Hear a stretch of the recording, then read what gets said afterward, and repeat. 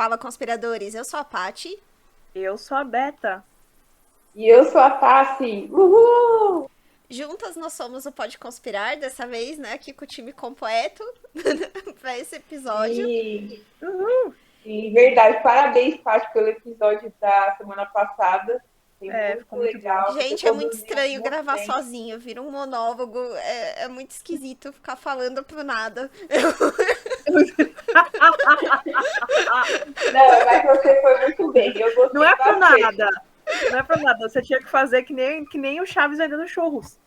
É,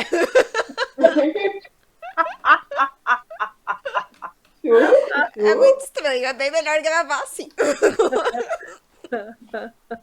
Tá bom, mas estamos aqui agora. Ah, E É dessa isso vez a aí. gente trouxe tema brasileiro, né? O que é muito legal. A gente vai falar de um tema ligado à arqueologia, história brasileira. A gente vai falar hoje sobre o documento 512. Aê! E antes, bora lá pro Conspiradores Comentam. Boa noite, homens e mulheres, moças e rapazes, meninos e meninas. Fique agora com Conspiradores Comentam. Oi! Mas vai ver antes da novela Marimar. Oi! Bem, gente, o comentário de hoje, né, foi no nosso episódio, o 056, Poder Vermelho, Operação Sea Spray, né, foi o episódio de 2 semanas atrás. E a gente recebeu um comentário no YouTube da Adriana, que falou assim, gente, tem novas evidências sobre a P-19? Então, tem. Felizmente ou infelizmente, tem. a gente vai fazer um novo episódio abordando as novas evidências. Verdade. Temos que fazer mesmo, né? Para também atualizar o pessoal, né? Porque tem muita gente que ainda está desatualizada em relação à Covid. Eu vi a semana passada achei absurdo, mas beleza. Falou que a Covid já acabou. Gente, a Covid não acabou. Não é porque a gente está andando sem máscara que, né, pode andar em alguns lugares sem máscara, que a Covid acabou, porque não acabou. Gente, o que teve foi uma redução. eu vou falar que aqui, onde eu tô, as pessoas consideram que acabou, né? Não é que acabou, né? Que agora a gente tá em nivelamento de imunidade de rebanho, né? Uhum. Então teve uma época aqui que todo mundo ficou com dor de garganta. Do nada, assim, todo mundo ficou com dor de garganta. Os mesmos sintomas, todo mundo. Aí você fazia o teste rápido, que aqui eles dão um teste pra você fazer. É de graça. Você faz aquele teste rápido, aquele teste no nariz, né? Você bota no antígeno e tal. Dava negativo pra C19. Mas eram os mesmos sintomas pra todo mundo. E aí, vira e mexe, aparece alguém que realmente o teste dá positivo, mas é muito raro disso acontecer, e que fica isolado. E aqui tá assim, é como se fosse agora literalmente uma gripe. Uhum. E quando a pessoa pega, ela fica em casa, isoladinha, pra não passar pros outros. E segue a vida sem máscara. Segue a vida na aglomeração. Segue a vida. Segue a vida. Aqui tá meio parecido, viu, Holmes? Se você voltar, você vai ver que tá assim, já tem Tá assim também? pouca gente usando máscara na já rua. Só mesmo hospital, farmácia, esses lugares assim. O que não faz. Não, gente, mas pera. É isso que eu não entendo. Essa seletividade. Porque, por exemplo, eu peguei a avião semana passada pra ir pra um lugar. E aí, pra ir pra esse lugar, não precisava usar máscara. Mas na volta precisava. Qual que é a lógica? Não entendo também. Não entendo. Não sei. Não entendo. Mas, sabe, eu acho que da mesma forma que a gente tava aprendendo a lidar com as coisas quando o Covid começou, eu acho que a gente também tá aprendendo a lidar, a voltar de novo pra algo mais parecido com o que era antes, né? Então fica aquela coisa meio maluca, né? Igual do começo de lavar as compras e tudo, fica um negócio meio maluco até a gente voltar ao Não, normal. Eu acho que é assim, ó. Por exemplo, eu até hoje ainda passo álcool nas compras. Tipo, entendeu? Eu acho que foi um hábito que eu achei interessante ter ganhado esse hábito. Porque é a mesma coisa de você pegar em dinheiro, né? Dinheiro que passa na mão de todo mundo. Você pega no dinheiro e você lavar a mão, né? Então, eu já peguei esse costume. Mas, assim, na questão da máscara, é complicado mesmo, dependendo do lugar que você está. Por exemplo, lá na empresa que eu trabalho, a gente tem que usar máscara, entendeu? Não pode tirar a máscara de jeito nenhum. Agora, lá na igreja já, assim, alguns usam máscara, outros não, entendeu? Então, é assim, acho que vai ser uma adaptação, né? Como vocês estavam comentando, se readaptar ao que era, né? Ah, agora um hábito que eu achei bom que as pessoas adquiriram foi de estar resfriado usar máscara, né? Isso eu acho que Isso era uma coisa também é que é um bom. hábito legal, assim, e que já fazia sentido Sim, ser assim antes, né? Porque tudo bem que é É, só um resfriado, mas também você não quer ficar infectando as outras pessoas, né? sim, com realmente. certeza. Eu realmente espero que isso siga durante mais um tempo aí. Sim, sim, é um Sim, hábito bom. sim.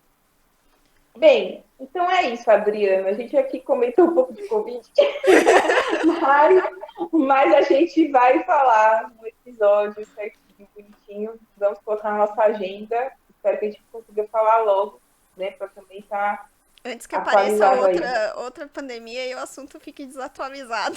Ah, É, ai, é, tipo isso. Bem, tá tendo a pandemia aí da hepatite, né? Um monte de gente aí com hepatite criança. mas é criança, né? Não é É, criança? É criança. complicado. Bem, aí depois vamos ver. E acho que é isso de comentário, gente. Não tem mais comentário hoje, não. Ah, aproveitar deixa, né, pra lembrar as pessoas que a gente tem lá a página do Instagram, né, @pode conspirar, tem no Facebook também como Pode Conspirar, e aqui no YouTube, né, a gente também tem o canal. Então, o canal vai estar com acho que 59 ou 58 inscritos, então se você puder se 59. inscrever, 59.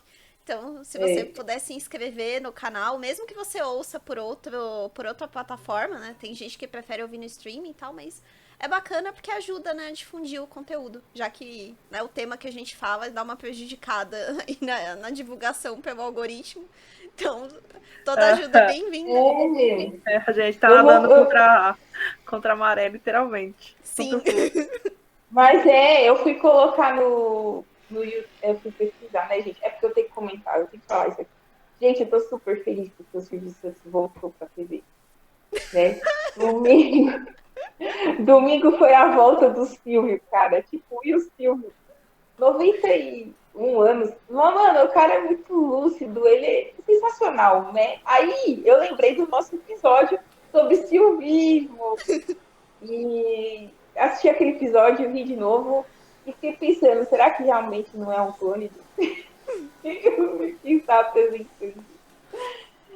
Mas enfim, vocês que não ainda viram esse episódio, assistam, é muito legal. Assistam, né? Ouçam, enfim, muito legal. Mas é que eu só queria dar essa deixa, né? Porque eu sou bem interessante, entendeu? E, tipo assim, isso é um fato histórico. A volta do Silvio Santos depois de 2 anos de. Não, ele já tinha tentado voltar, na verdade, né? Mas agora acho que é uma volta definitiva. Agora as máquinas do Liminha voltaram a funcionar e ele conseguiu voltar. Maravilhoso. E o pior, enfim, uma coisa interessante, você acredita que o programa dele passado teve o jogo dos pontinhos? Passou 2 vezes o jogo dos pontinhos? 2 vezes. É pra quê? É pra treinar os clones, gente. Certeza, É isso. certeza. Bem, enfim. Então vamos agora pro chapéu de alumínio. Se você nunca jogou Uncharted, jogue. Todos. Todos os Qual o 4. jogo? Qual? Uncharted. Uncharted. Uncharted. Aham. É muito bom. Jogue.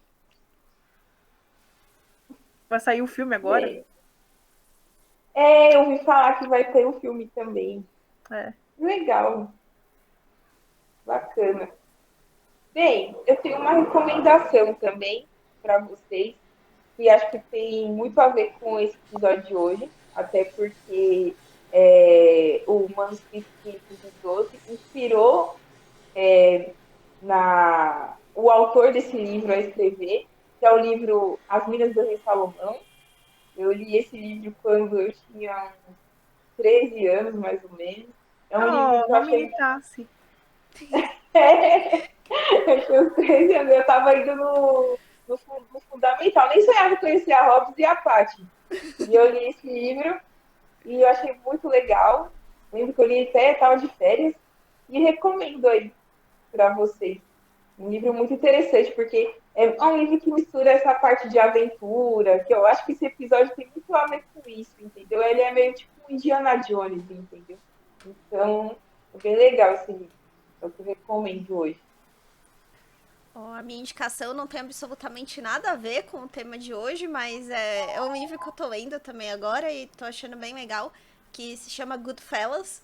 É um livro de um cara que ele era da máfia italiana e aí ele saiu e ele escreve meio no livro como que era, tal, conta a história de algumas pessoas. Então, se você gosta desse tipo de tema, tipo, quem gostou de Poderoso Chefão, tal, é meio parecido. E é interessante saber.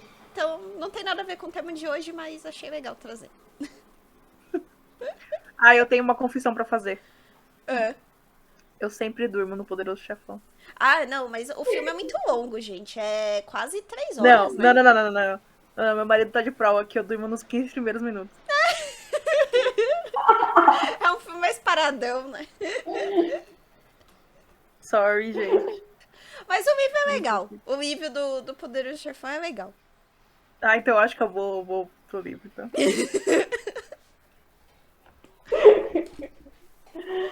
Bem, é isso aí, gente. Agora Vamos pro vamos tema. pro episódio. Isso.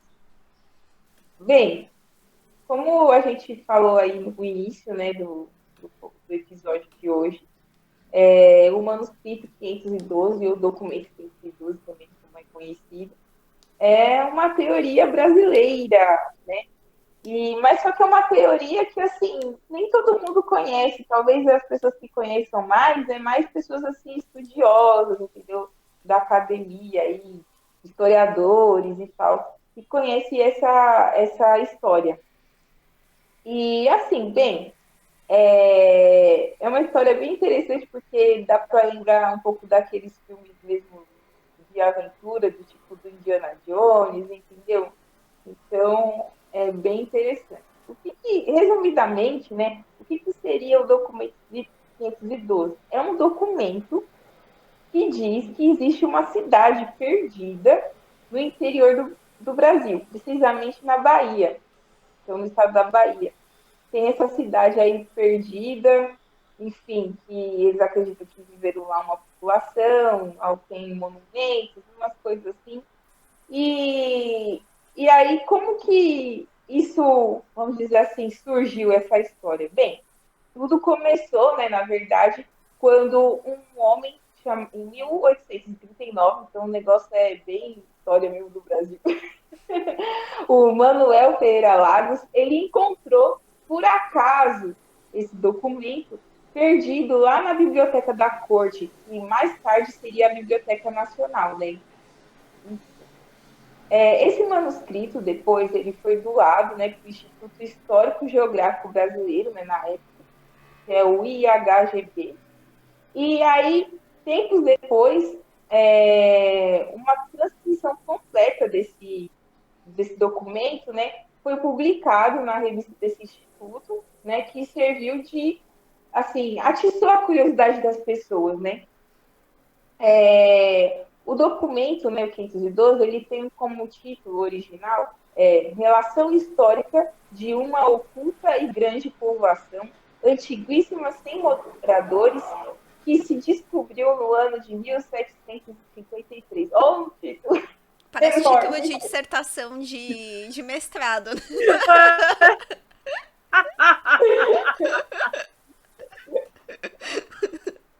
cara escreveu o TCC dele e deu esse nome aí, cara. É isso. Sim, tipo isso, né? E bem, esse documento ele traz vamos dizer assim,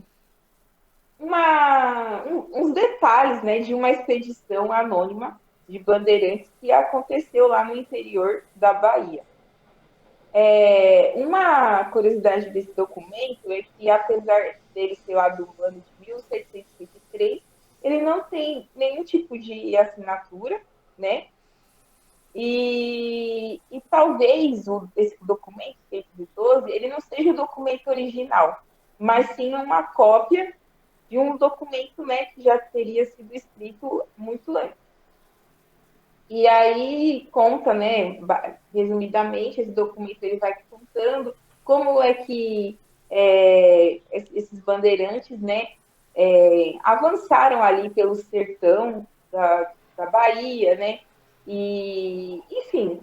E aí encontraram algumas coisas das quais nós vamos falar aqui no episódio de hoje.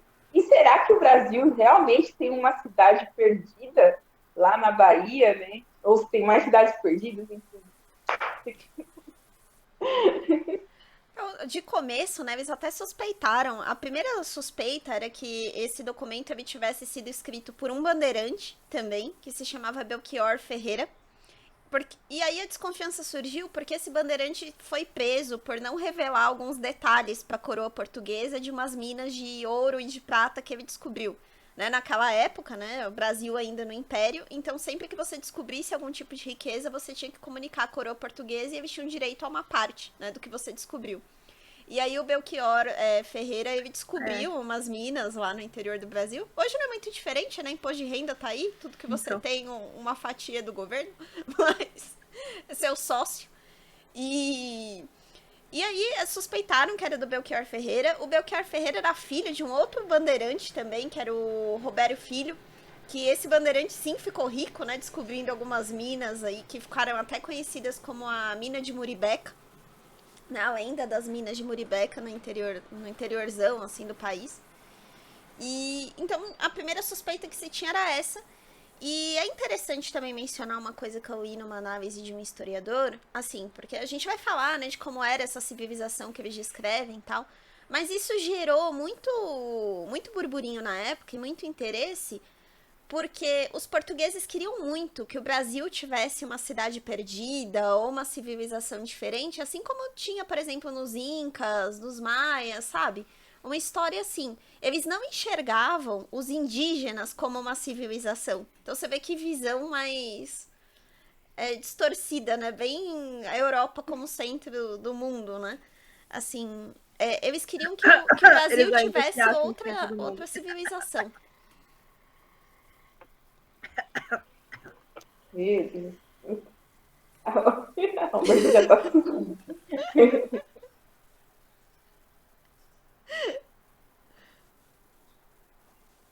Eles ainda se acham, gente, ué. Não, isso não acho que não mudou muito, né, essa visão. Não mudou nada. Né? Nada. Tudo gira em torno da... O quê? E essa é uma história, basicamente, uma história de bandeirantes, né? Os bandeirantes, hoje a gente sabe que não foi uma coisa tão heróica quanto a gente aprendeu na escola, que era. Afinal de contas, eles fizeram muitas coisas de moral bem duvidosa aí. Mas os bandeirantes, de uma certa forma, foram responsáveis por a gente conhecer muita coisa do Brasil que a gente conhece, né? Porque o papel deles era ficar rodando aí nas matas e desbravando as terras que ainda não estavam povoadas, né? Em busca de riqueza, de ouro e tal.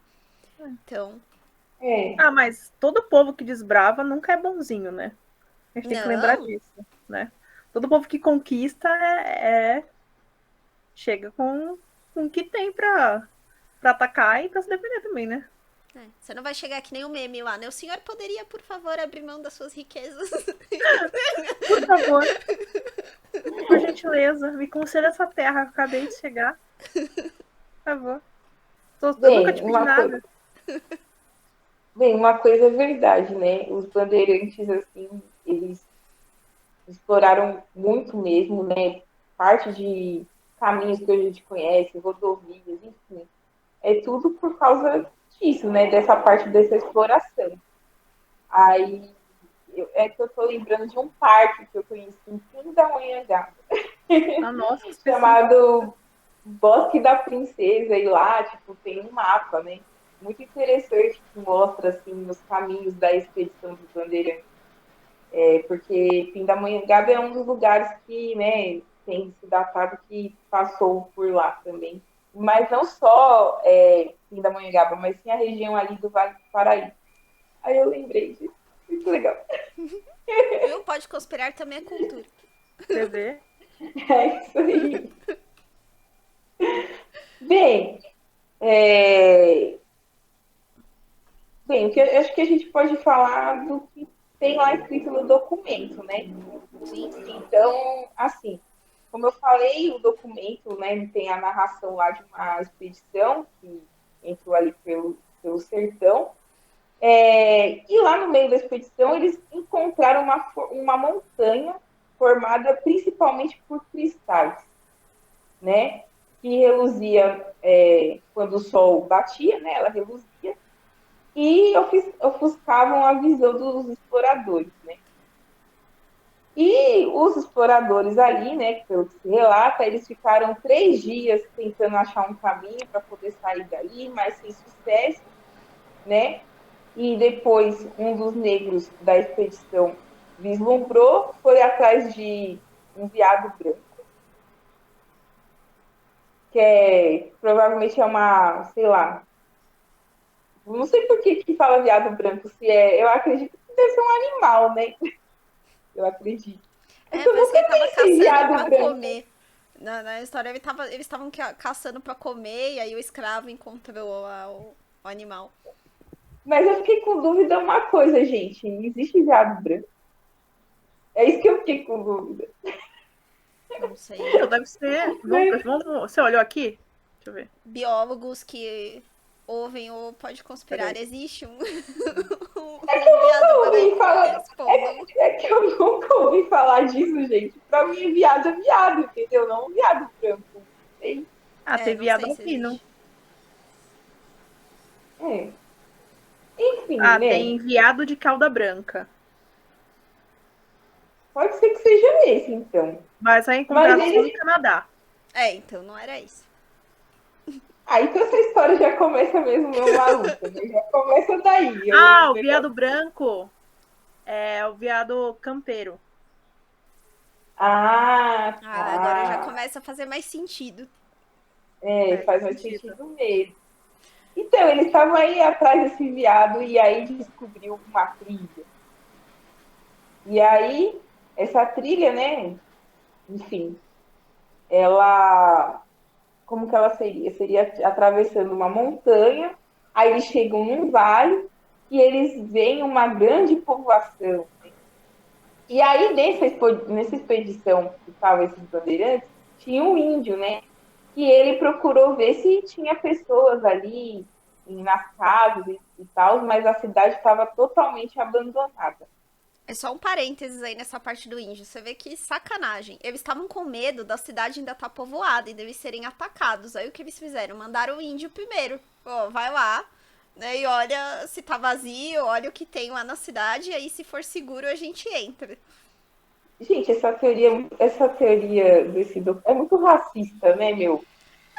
Era o Ah, mundo é, Tudo daquela bem que era época, da né? época, né? exatamente, era a cultura daquela época. É. Mas eu tô revoltada já. Eu já fiquei revoltada. Coloca o negro lá para caçar o viado branco. Aí tem que ser o viado, tem que ser branco. Aí depois o índio que tem que ficar. Ah, mano, eu não gostei. Já fiquei revoltada aqui. Mas tudo bem, né? Ah, mas você ia pensar o quê? Que, mandaram sei lá, a mulher do cara caçar? Não, né? Assim, era o que se esperava na época. Eram os criados e pessoas que eram escravas. É, Isso contando os índios também, né? Porque, é. Colocaram o coitado lá pra entrar. Mano, mas é sério, agora pensando, eu não tinha pensado. Eu pesquisei e tal, essas coisas ali, mas agora pensando, eu achei muito. Ah, mas enfim. A visitar essa cidade, né, na entrada dela, tinha um enorme pórtico que tinha 3 arcos e algumas inscrições, né? que eram muito altas, assim, difíceis para ler. E, bem, né? Tinham casas que ali estavam todas destruídas também, né? Destruídas não, destituídas, perdão, destituídas de mobília, de decoração. Tinha casas que eram tipo um sobrado, né? Tinha mais de um andar. Enfim, era realmente uma cidade que existia uma civilização, mas essa civilização já não estava mais lá. Enfim, um lugar bem, bem avançado, eu acredito, pelo relato assim. Eles comentam até que era como se fosse uma praça, né? E aí no documento eles descrevem que nessa praça tinha uma estátua de um homem, como se estivesse apontando para o norte, né? Uma estátua grande. E eles continuaram seguindo, né, na cidade. Tinham alguns prédios que eles descrevem como se fossem instalações religiosas, né? Parecia ser. E em um ponto, eles também encontraram tumbas, como se fosse um cemitério, né? E aí eles deduziram que eram pessoas que viviam naquela cidade. E aí, nesse cemitério, o que é interessante é que eles encontraram uma moeda. E nessa moeda, num lado dela, tinha um arco e flecha. Aliás, né, num lado dela tinha um homem ajoelhado, como se fosse um rapaz ajoelhado. E no outro lado tinha um arco e flecha e uma coroa. Ou seja, que não era uma moeda que circulava naquela época, né? E eles até descrevem que era uma moeda de ouro mais grossa, mais pesada do que as moedas que circulavam naquela época aqui no Brasil. Então, levando a crer que aquela cidade, aquelas pessoas tinham até uma moeda própria. Então, como a Tassi falou, era uma civilização mais avançada, né? Não era uma aldeia, né? Não era uma coisa mais simples. Sim, sim. E é bem interessante também que, por ser uma civilização avançada, os lugares, né, eram urbanizados, né, não tinha entulho, isso pelo menos que eu achei aqui na minha pesquisa, então os caras eram limpos. E tinha um rio também que cortava ali a cidade, né? E se você seguisse o curso desse rio por vários dias, né, você chegava a uma grande cachoeira nesse local, né? E ali, nas margens desse rio, né, os bandeirantes, eles prospectaram, né, e acharam grandes indícios de que a região era riquíssima em ouro e prata. E O aí lugar era top. o O lugar era top. Resumindo, Era o lugar top. era top. E deixa eu perguntar, onde é que entra a parte que alguém emenda que parecia muito com coisas romanas, greco-romanas? Vocês viram isso? Chegaram a ver isso? Fizeram essa comparação aí. Sim, sim, que é a arquitetura do pórtico, né?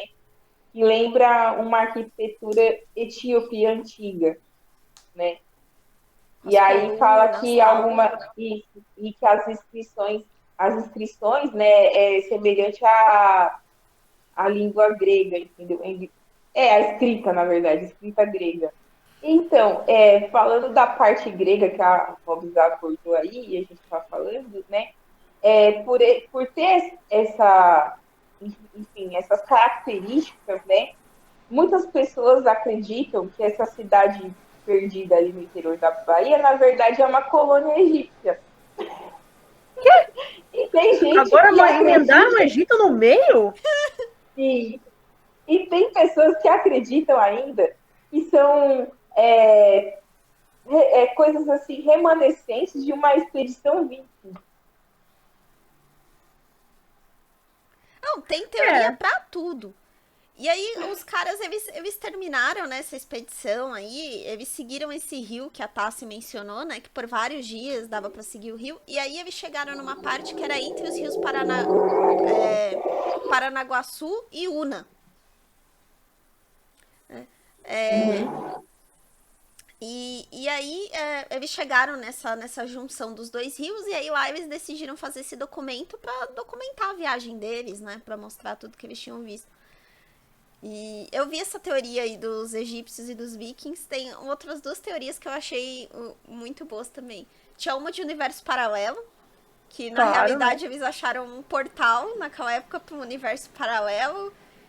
E até tinha uma teoria espiritual, que na realidade eles entraram numa cidade espiritual. Nossa, dessa da cidade eu não achei, não. Eu vi esse do Viking, né? E tipo, que era um lugar, uma colônia grega. Nossa, não tinha visto essa parte espiritual. É, tem uma teoria de que é uma cidade espiritual, assim, que eles foram, na realidade, pro outro mundo, assim, como se fosse sobrenatural, sabe? nossa. Sim. Gente, que loucura. Bem, não sei, né? Vocês teriam coragem de procurar esse lugar? Lá na Bahia? Ah, Acho eu que eu vou lá pra teria. Bahia, mano. Sempre quis Acho que eu trabalhar vou com lá na. arqueologia, eu teria coragem. Mas eu acho muito suspeito, né? Porque assim, não sei se vocês chegaram a ler o texto em si, se vocês viram alguém lendo o texto Sim, em si. eu vi. Chega a ser bem fantasioso, né? Sim, sim. Parece um teor de fábula mesmo, né? Sim. É, isso mesmo. É Parece como uma se fosse um fábula. conto. É, É, é isso mesmo. É como se fosse um conto mesmo. Isso deixa Sim. suspeito. Porque, afinal de contas, encontrar alguma evidência física, Não. não. Nem eu não essa achei Até nada. moeda hoje que não eles tem nada. mencionam, ninguém sabe onde foi parar essa moeda, ninguém nunca achou, nunca trouxe. Tem vários vídeos no YouTube que mostram pessoas indo atrás, assim, da cidade, procurando naquela região ali perto da Bahia. E aí alguém fala, não, mas a portal é aqui, aí mostra a foto de um mural assim, de pedra gigantesco. Né? Não, porque foi aqui que descreveram o campo florido, aí mostra a foto de um campo florido. Você nem sabe de onde fica, mas tá lá a foto. Foi pra Campo lá o campo. florido. Não, é maravilhoso. Não, depois vocês puderem ver, esses vídeos são muito bons mesmo. Ah, é legal comentar que o documento, né, igual a Beta falou, ele tá disponível, né? Ele tá na Biblioteca Nacional e tem uma versão digitalizada para ler. Claro que assim, na hora que você vai ler, aquele português, né, Sim. lá do É arcaico, Império, né? Então é um português que às vezes é até um pouco difícil de entender o que eles estão querendo descrever. Mas é Uhum. legal, inclusive no documento eles fazem esses desenhos, né? Que eles encontraram aí nos pórticos da cidade, tem lá os desenhos também. Eles reproduzem. Então, porque eu não sei Pois se a é. galera que tá acompanhando até agora entendeu que realmente é um documento histórico, Uhum. que ele existe, que ele está no museu e que muitos historiadores tentaram já decifrar e debatem isso até hoje. É um grande Sim. enigma que estão tentando resolver. Eu achei legal esse texto, mano. Eu descobri várias, tipo, aprendi várias palavras, como que eram escritas. Anos com dois N's. Eu nunca pensei que anos era com dois N's. Entendeu? E nem sertão que era com C. Pra mim, sertão sempre foi com S. Enfim, é legal. Vocês aprendem muita coisa de português. Aí vocês também podem ver mesmo essa mudança da língua. Bem, eu não vou ler o texto, né? Porque é muito grande São 10 para ler páginas, tá, aqui. gente? O texto o documento ele tem 10 páginas só descrevendo aí a cidade. Mas vale a pena a Sim, leitura. Quem Uhum. puder ler, leia. é bem legal.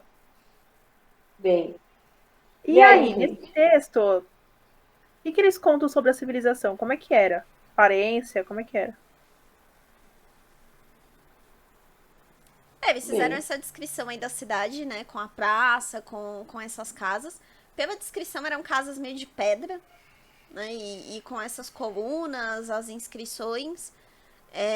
Eles falam que tinha estrutura de cidade mesmo, né? Com aquela praça, estátua no meio, as casas em volta. Hum, E E aí, perto dessa cachoeira que a Tassi mencionou, tinha algumas tumbas, então cemitério. Parecia uma cidade bem estruturada, né? Até uma coisa que é interessante, igual a Tassi comentou, que algumas casas tinham até mais de um andar, então tinha sobrados na cidade. né? Não Uau. era, Ah, não era uma coisa tão simples assim de se construir, né? É verdade. Uma coisa que eu achei interessante que ele fala que a cidade tinha muito morcego. E Mas também se tava tudo abandonado, né? Um monte de lugar pra eles se esconderem, né? Ia ter bastante morcego, né? mas é por isso que, tipo, tem gente que fala que essa cidade é assombrada, né? Na verdade. Eu vi um vídeo no YouTube do Assustador, parece que. É que eu não tenho coragem de assistir essas coisas, então eu só vi o título, né?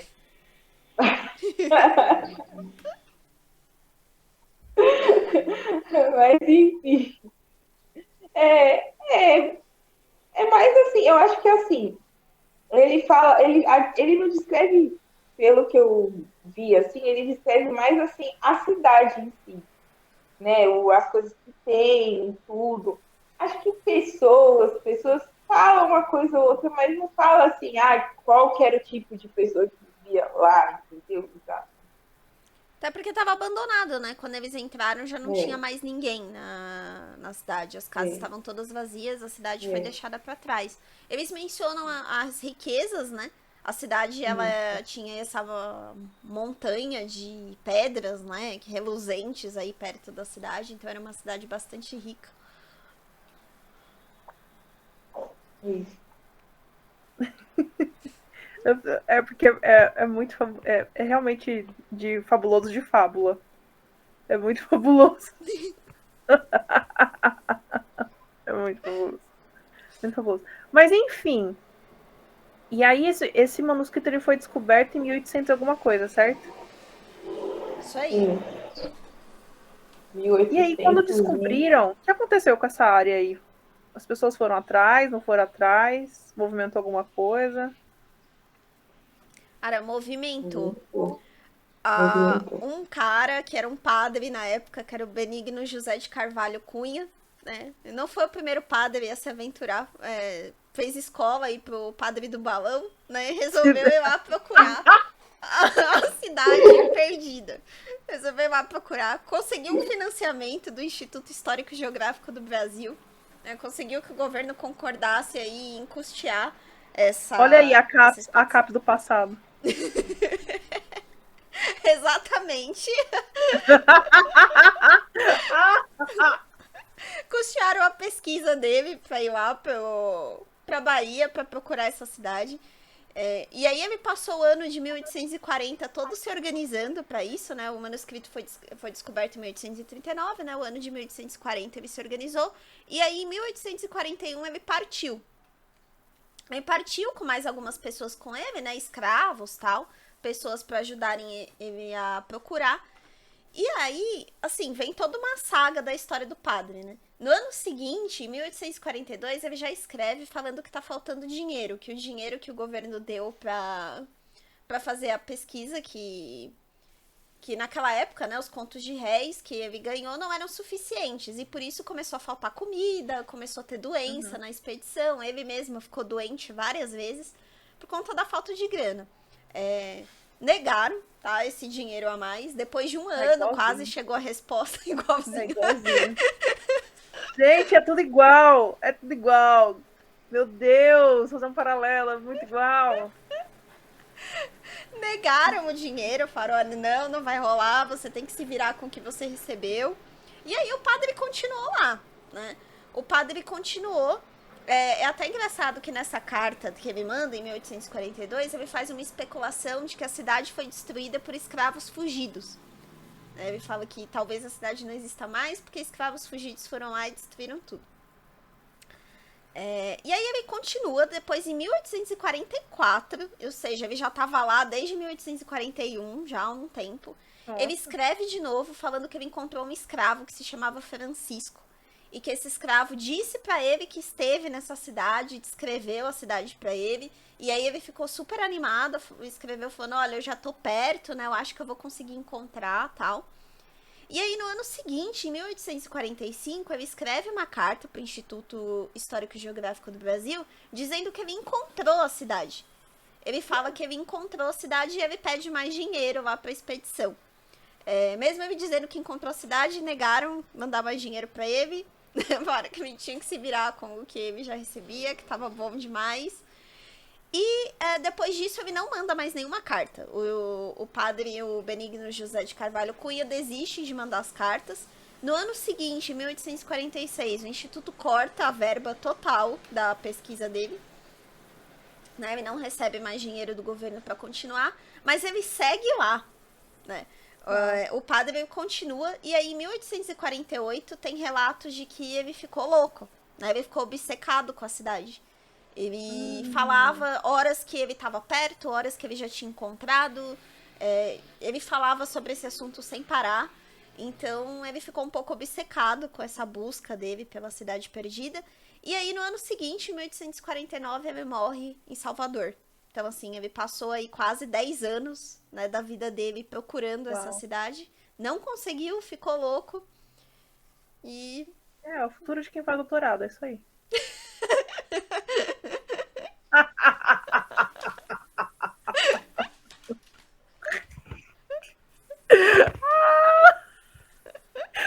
Contou só a história de quem faz doutorado. É isso. A vida. É bem por aí mesmo, essa história né? foi um gatilho pra muita gente aí que tá ouvindo.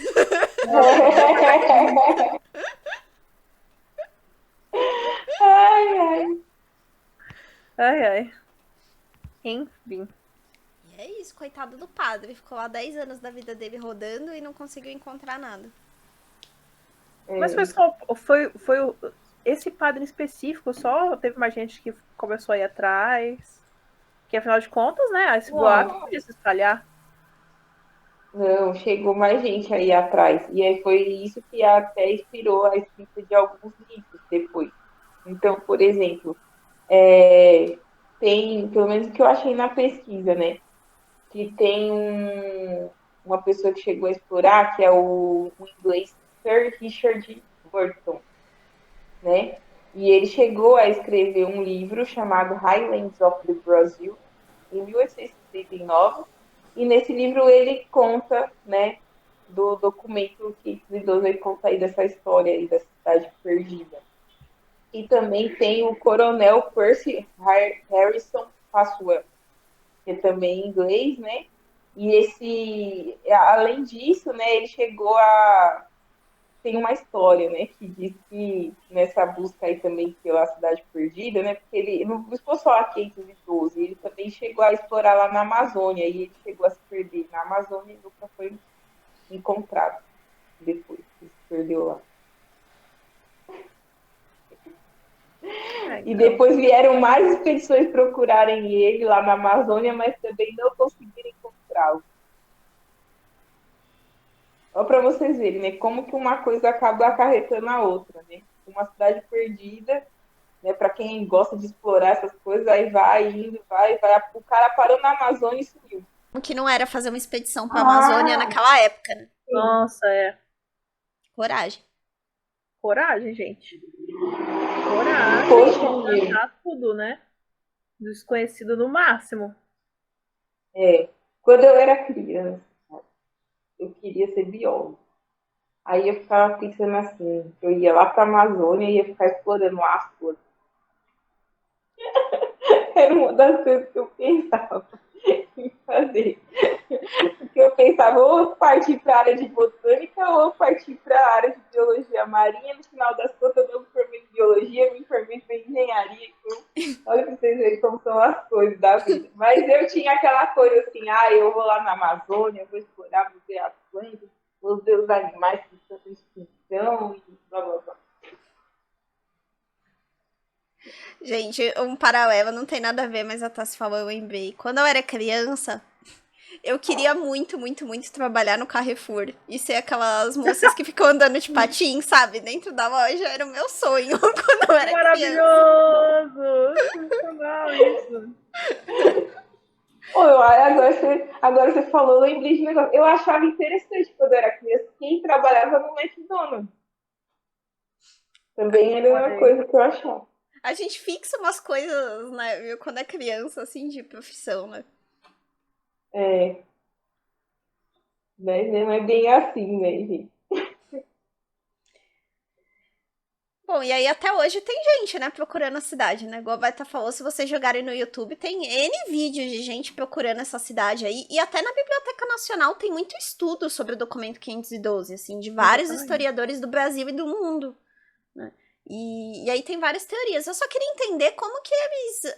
eu não achei isso explicando em lugar nenhum, mas eu queria entender como que os egípcios teriam vindo parar aqui no Brasil. Fato. Pra fazer uma colônia lá na Bahia e depois ir embora e ninguém nunca mais ouviu falar deles. Gente, mas será que não é por causa da Pangeia? Ai, nossa, mas aí... Ah, mas aí teria sobrevivido até... A cidade teria ficado em pé até então, né? Então. Cidade raiando. Não sei, né? Vai que foi tecnologia alienígena, né, meu? Então, o ser humano, ele surgiu antes da Pangeia ou depois da Pangeia? Foi depois, não foi? Eu acho que foi depois da Pangeia. Boa pergunta. Então, eu acho que foi depois da Pangeia. Depois da Pangeia, depois, ninguém poderia ter sentido, construído. entendeu? A não ser que fosse os aliens. Aí tudo está explicado. Então, é isso que eu tô falando. São os alienígenas, os remanescentes dos reptilianos. Era uma colônia alienígena, na verdade. Exatamente. Não, agora faz todo sentido. Era aí, isso. Biblioteca Nacional, é só vocês arquivarem esse vídeo aqui, anexado ao documento 512, está explicado. É só referenciar. Não, mas brincadeiras à parte, como a região ela é muito perto... Bom, é a região de Minas Gerais, né? A gente tá falando de uma região perto da Bahia, eu suponho que já na região ali perto de Minas Gerais. Aí faz sentido a pessoa dizer que encontrei vários ouros e pedras preciosas, né? Sim. Mas eu acho muito suspeito. Muito suspeito. É suspeito, mas é o que eu falo, essa história é interessante, porque, que nem eu falei, inspirou a escrita de alguns livros, né? Então eu falei daquele Highland, por exemplo, lá. Teve As Minas do Rei Salomão, que foi escrito, inspirado também por essa história do documento 512. Os próprios filmes do Indiana Jones também têm referências a esse documento, né? E não só tipo, a essa civilização, mas tantas outras aí, né? Mas eu vi que esse 512, né, inspirou bastante. Então, enfim, eu acho que aquela coisa. Deixou um legado também, né? Sim, é verdade que não é, mas deixou um legado. E tem as teorias sobre quem escreveu, né? Tem uma teoria que eu achei bem interessante, que é de um historiador, que é o Pedro Calmon. Ele tem uma teoria de que quem escreveu esse documento 512 foi um bandeirante chamado João da Silva Guimarães, que estava naquela região ali da Bahia entre 1752 e 1753, procurando umas minas de prata na região. E entre os rios Paranaguá, né, eu tinha falado outro nome no começo, é Paranaguá, o nome do rio, falei errado, Paranaguá e Una. Ele estava exatamente naquela região, procurando umas minas. E aí conta a história, assim, que ele achou, né, uma mina lá com alguns metais preciosos, só que na hora que ele comunicou à coroa portuguesa, foram lá verificar o que ele tinha encontrado e tal, e ele recebeu um retorno de que aquela mina não era economicamente viável. Então, que ele não ia conseguir tirar muito dinheiro daquilo que ele achou. E aí, de acordo com a história, isso deixou ele tão desgostoso, assim, ele ficou de saco cheio e fugiu com os índios. Resolveu ir viver com os índios em 1764, ele largou tudo e foi viver com eles. Aí, um dos assistentes desse cara, que trabalhava com ele na época, era um cara que se chamava Martinho de Mendonça de Pena e Proença. E esse cara era um intelectual da época, ele conhecia muita coisa, ele tinha estudado na Europa, ele era até um dos membros, como se fosse uma academia de letras de Portugal, ele fazia parte. Então, assim, ele escrevia muito bem e ele tinha muita referência, né? E esse cara, ele chegou a fazer uma expedição para São Tomé das Letras. São Tomé das Letras tem uns símbolos também, né, lá, assim, meio que como se fossem umas inscrições nas pedras, que também tem vários estudos sobre isso. E aí, esse historiador, o Pedro Calmon, ele diz que esses símbolos que aparecem no documento 512 são muito parecidos com os símbolos que esse Martinho de Mendonça levantou lá em São Tomé das Letras. Então a hipótese dele é que quem inventou essa história foi o João da Silva Guimarães, pra zoar mesmo. Tipo, vou fazer todo mundo ficar procurando essa mina aqui, como se fosse uma fábula, um conto. E que esse assistente dele deu uma ajudada a estruturar a história e colocou alguns elementos aí, igual esse dos símbolos, pra deixar mais interessante. Pois Mas, é. gente, sensacional. Traduzindo, ele queria fazer os outros de trouxa. A trollagem vem desde então. Nossa, eu tenho uma revolta com essas pessoas. Assim, mas tudo bem. Mas a pessoa só ia atrás se ela acreditasse na história. Não, tá bem também, feita né? a história, né? Olha aí, ó. Será que essa foi a primeira fake news? Não. Não foi a primeira. Não, teve outras. Tiveram várias antes. Mas essa é uma boa fake news. Que gerou uma boa teoria da conspiração. Você vê? Fanfic foi boa. Fanfic foi Mas boa. pra falar a verdade, essa teoria é muito legal mesmo. Eu achei a história do 512, eu achei muito interessante, muito mesmo. Ainda mais por ser brasileiro, né? Pena que ninguém fala tanto assim. Demorei 30 anos da minha vida pra descobrir essa teoria. Eu vi o historiador falando que esse é o que eles consideram um dos documentos mais relevantes, né, da história do Brasil. História, né? Eles consideram um então. dos mais relevantes. Gente, eu nunca tinha ouvido falar sobre isso na escola. Nada. Não, Também nenhum lugar. É. Pois é, gente. Agora é o seguinte: se vocês assistem o Pode Conspirar, você é professor de história, fale para os seus alunos, ou professor de geografia, ou até professor de matemática, entendeu? Ou professor de educação física. Vamos lá! Então, mas sabe o que eu acho que não rola falar? Porque tudo é muito especulativo. Eu acho que tem que ser visto assim, com o valor histórico de entender que foi uma história que circulou naquela época, não. Né? Sim. Não sei, né? Que hoje a galera acredita, sei lá, que tomar limão com água em jejum emagrece. Imagina uma história de uma cidade perdida contada por um professor de história, entendeu?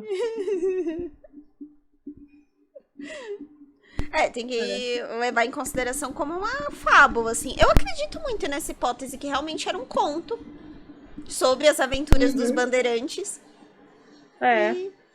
E isso, como se fosse um texto de uma pessoa querendo glorificar os bandeirantes, as explorações. Faz todo sentido, né?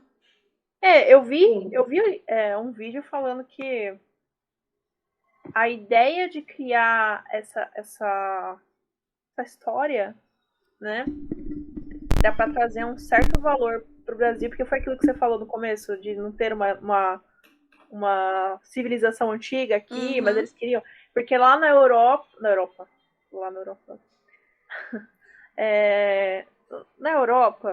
na mesma época, estava tendo muitas escavações, onde tinham muitos campos arqueológicos sendo descobertos em relação aos gregos, em relação aos romanos, e daí teria a razão de que tudo que for descrito no texto, que tem essa característica greco-romana, teve inspiração nas descobertas da época. Entende? Porque aí faz sentido esse link. Na hora que criaram o conto, colocaram como inspiração as descobertas greco-romanas que estavam fazendo na Europa.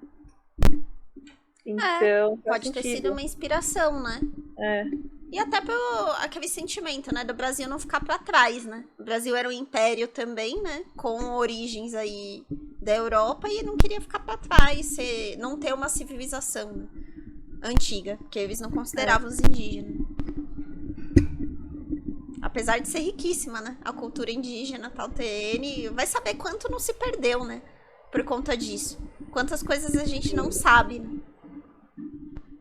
Sim. E a gente nunca vai saber. Nunca vai saber. Não. Poxa, mano. Enfim. Agora eu fiquei refletindo uma coisa, assim. Não, é que eu sempre tive vontade de conhecer uma tribo indígena. De verdade. Aproveitando o gancho. Hoje dá, né? Ó. Tem tribo que recebe pessoas de fora. Então, Então. É que eu não sei como. Eu não sei como. Tem tribos que recebem, mas eu também não sei como que é. é só você pesquisar na internet, tem sites e tudo mais. Porque virou meio que turismo, né? Eles têm usa como fonte de renda. Mas tem umas tribos na Amazônia que ainda não tiveram contato, né, com ninguém. Tava lendo sobre isso outro dia, que eles vão ser mantidos assim, né? Eles nunca tiveram contato com a civilização e... Que se tiver agora vão morrer, né? Porque não tem imunidade. Não, gente, pra quê? Então, pra quê? Somente agora, no meio da pandemia, né? Não, eles estão As muito pessoas bem. mais seguras do mundo estão lá. Nossa, mas tipo assim, eles não têm contato, ninguém vai lá nem pra falar oi. Não. Eles têm zero contato com a gente. Talvez eles nem saibam da nossa existência. Como assim? Talvez eles nem saibam da existência. Eu vi até uma foto, assim, que passou de avião e eles começaram a lançar flecha no avião. Pois eles nunca tinham visto um avião antes. Meu Deus! Eles estão isolados mesmo e eles vão continuar assim, né? Pra preservar Isso eles. aqui no Brasil. No Brasil? No Brasil. Tá brincando? No Brasil. Gente, então a população brasileira não é os 200 milhões e blá blá blá, tem muito mais. Eu imagino que sim, porque eles não devem entrar em censo nem nada, porque ninguém nunca entrou lá, né? Mas isso é na Amazônia mesmo. Tem umas regiões da Amazônia que eles estão intocados lá, não tem contato nenhum. É interessante pensar isso, né, hoje ainda ter. Meu Deus do céu! Ai, agora eu não sei. E tem história também, né, sobre cidades perdidas no meio da Amazônia, né? Isso é tem, tema mas esse pra um outro tem vários episódio aí, episódios. mas tem. E tem pessoas que relacionam o documento 512 com isso também, com essas cidades perdidas aí da Amazônia. Por que não, né? Nossa, meu, agora eu fiquei pensando em tanta coisa. Enfim. Tem muita coisa que a gente não sabe, né, sobre a história do Brasil. Sim. O que a gente estudou na escola não foi suficiente. Tá vendo? Esse país é muito rico mesmo. Bom, gente, então trouxemos hoje a história aí do documento 512. Se vocês tiverem curiosidade de ver o documento completo, a gente vai deixar também o link para vocês acessarem. Espero que vocês tenham gostado, né? Eu acho bem bacana quando a gente consegue trazer tema brasileiro, porque não tem muitos, né? Não que não tenha muitos, eu acho que na realidade a gente que não conhece, né? Mas na medida do possível a gente vai sempre tentar trazer temas mais ligados à cultura brasileira aqui pro podcast. Até semana que vem. Bom, gente, eu gosto muito de temas VRs. São um dos meus tópicos preferidos. E eu tô bem ansiosa pro tópico da Amazônia. Então, beijos e até mais. Tchau. Bem, gente, gostei muito desse episódio de hoje, porque eu também, não sei, eu gosto de coisas que falam do Brasil, né? Apesar de na escola, tipo, eu não odiava história, mas sempre, mas assim, não sei, eu acho que é por causa que é algo muito do nosso sangue, né? Tipo, nossa nação, entendeu? Então, eu acho muito legal assim, saber ter esse conhecimento, né? E ainda mais de um documento tão, vamos dizer assim, para mim ele é importante, né? Por ter influenciado muitas coisas, né? E tanto na literatura como também nas artes, né? Porque a gente citou algumas coisas aqui, mas o documento 512 influenciou bastante coisa. Então, enfim, achei muito legal. Quero trazer mais, junto com as meninas, mais tópicos aqui sobre temas brasileiros. E é isso, gente. Um beijo para vocês e até o próximo episódio. Valeu! Tchau! Tchau. Tchau. Tá sendo Bem, pistola. É, já Me fiquei, já imitando fiquei. no episódio.